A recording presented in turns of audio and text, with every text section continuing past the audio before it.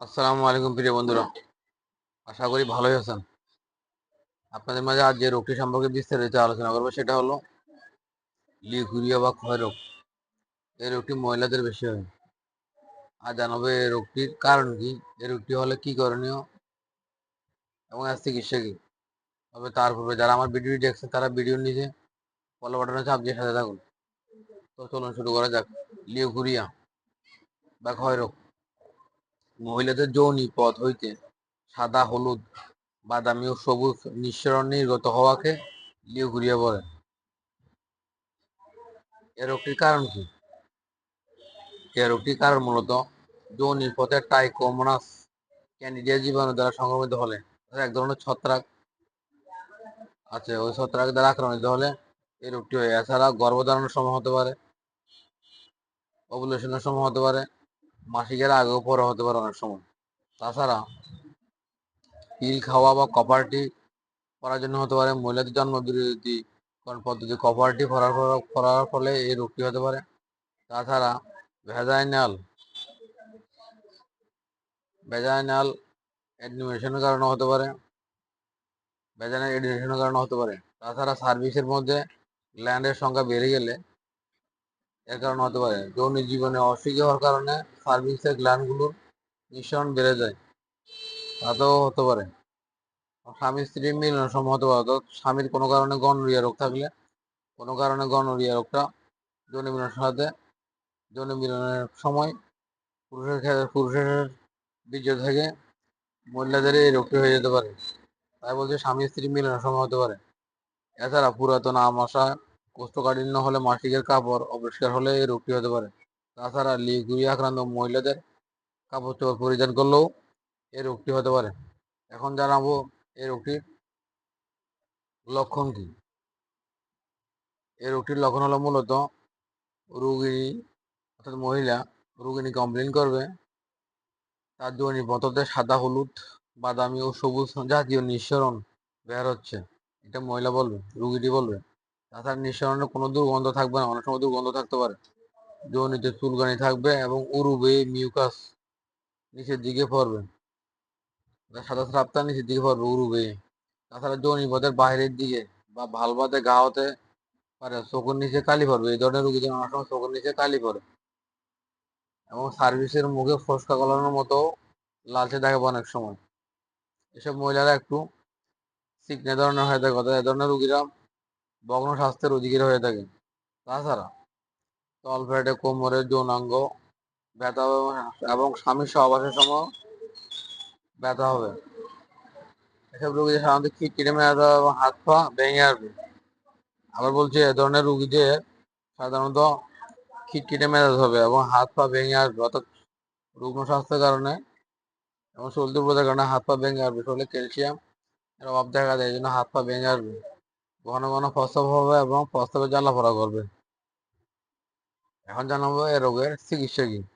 এ রোগের চিকিৎসা মূলত আমরা নাইস্টাটিন গ্রুপের ওষুধ দিতে পারি। প্রথমত 1 নম্বর নাইস্টাটিন গ্রুপের ওষুধ দিতে পারি। সেক্ষেত্রে নাইস্টেট অথবা ফাঙ্গিসনি জাতীয় ট্যাবলেট দিতে পারি। সেক্ষেত্রে 8 আওয়ারলি 7 ডেজ, অর্থাৎ 8 ঘন্টা পর 7 দিন খেতে হবে। 3 সাথে 21টা ট্যাবলেট খেতে হবে। তাছাড়া আমরা যৌনিতে ব্যবহার করার জন্য, এই ধরনের রোগীদের যৌনির ভিতরে ব্যবহার করার জন্য এক ধরনের ক্যানাস্টেন ভিটি পাওয়া যায়, ভ্যাজাইনাল ট্যাবলেট। ক্যানাস্টেন ভিটি অথবা নিয়াস্টেন ভিটি ভ্যাজাইনাল ট্যাবলেট হয়।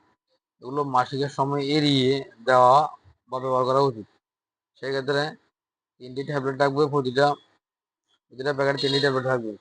3টি ট্যাবলেট একটা স্টিক থাকবে, স্টিকের ভিতরে ঢুকিয়ে টানে, স্টিকের ভিতরে ঢুকিয়ে যৌনির ভিতরে ঢুকিয়ে এটা আস্তে করে পুশিং করে ভিতরে রাখিয়ে দিতে হবে। রাত্রে বিশেষ করে দিলে ভালো। এই ধরনের ক্যানাস্টেন ভিটি দিতে হবে, বিশেষ করে 7 দিন দিলে ভালো, পরপর 7 দিন দিলে ভালো। এরপরে আমরা দিতে পারি ট্যাবলেট দিতে পারি ম্যাট্রোনিডাল গ্রুপের ট্যাবলেট। সেক্ষেত্রে অ্যামোডিস ফিলমেডি যে ট্যাবলেট দিতে পারি 3 বেলা 3টি করে 5 থেকে 7 দিন দিতে পারি। ম্যাট্রোনিডাল ওষুধে এই ক্ষেত্রে খুবই ভালো কাজ করে থাকে। তাছাড়া যৌনিতে চুলকাইলে আমরা সিটিজিন গ্রুপের একটি ওষুধ দিতে পারি। সেক্ষেত্রে অ্যালার্টল, সিটিন, সিটিজেড এই যে ওষুধ দিতে পারি। সকালে একটি, রাতে একটি করে 5 থেকে 7 দিন। তাছাড়া আমরা যেহেতু এটি অনেক সময় ফাঙ্গাস এর কারণে রোগটি হয়ে থাকে, ক্যান্ডিডিয়াসের কারণে হয়ে থাকে, তাই আমরা অ্যান্টি ফাঙ্গাল জাতীয় একটি ওষুধ দিতে পারি। সেক্ষেত্রে প্রোকোনাজল গ্রুপের আমরা ফ্লুগাল ক্যাপসুল অথবা মাস্টিন ক্যাপসুল এই জাতীয় একটি যে কোনো একটা কোম্পানির একটা ভালো ওষুধ দিলে মোটামুটি আমরা 21 দিন পরপর 21 দিন ব্যবহার করলে মোটামুটি 50 mg 21 টা খেলে মোটামুটি রোগী সুস্থ হয়ে যাবে। তাছাড়া প্রস্রাব জ্বালা পড়ার জন্য আমরা সাফি বা এলাদি সিরাপ ব্যবহার করতে পারি। এসব রোগীর এ ধরনের রোগীদের আমরা বিভিন্ন ধরনের অ্যাডভাইস বা পরামর্শ দিয়ে হেল্প করতে পারি। সেই ক্ষেত্রে রোগীকে ভালোভাবে আশ্বাস দিতে হবে, তার মনে সাহস দিতে হবে। রোগীর নিয়মিত ব্যায়াম করার মতো চলাফেরা করতে হবে, প্রতিদিন পায়খানা হয় সে ব্যবস্থা করতে হবে। কারণ এই রোগটা অনেক সময় কোষ্ঠকাঠিন্যের কারণেও হয়ে থাকে। প্রতিদিন ঠান্ডা পানি দিয়ে গোসল করতে হবে, দুশ্চিন্তা মুক্ত থাকতে হবে বিশেষ করে, এবং কন্ডম ব্যবহার করে সহবাস করা যাবে না। এই ধরনের কন্ডম ব্যবহার করে সহবাস করিবে না বা করা যাবে না।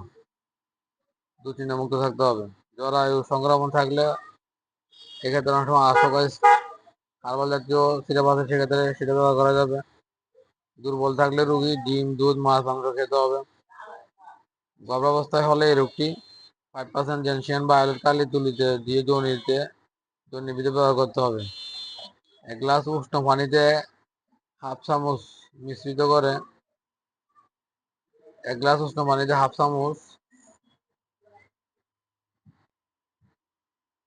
এক গ্লাস পানিতে হাফ চামচ সোডি বাই কার্ব মিশ্রিত করে ওই পানি প্রতিদিন ব্যবহার করতে হবে। অন্যের খাবার পরিধান করা এই ধরনের রোগীদের কখনোভাবে উচিত নয়। প্রতিদিন মাসিকের সময় পরিষ্কার পরিচ্ছন্ন কাপড় পরিধান করা উত্তম। আজ এ পর্যন্ত, আবারও ফিরে আসবেন নতুন কোনো রোগ সম্পর্কে বিস্তারিত আলোচনা করার জন্য। ততক্ষণে সাথে থাকুন। ভিডিওটি ভালো লাগলে অবশ্যই লাইক, শেয়ার, কমেন্টস করে অন্যকে দেখার সুযোগ করে দিবেন। ততক্ষণ ধৈর্য ধরে ভিডিও দেখার জন্য অসংখ্য ধন্যবাদ। আসসালামু আলাইকুম।